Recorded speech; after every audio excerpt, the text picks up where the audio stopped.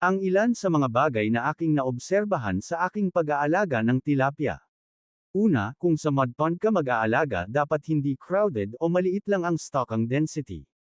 Pangalawa, napaka-sensitive in terms of oxygen, kaya mapapansin mo sa umaga at hapon ay nakalabas ang kanilang bibig upang kumuha ng oxygen, kasi maliit ang oxygen level sa ganitong oras.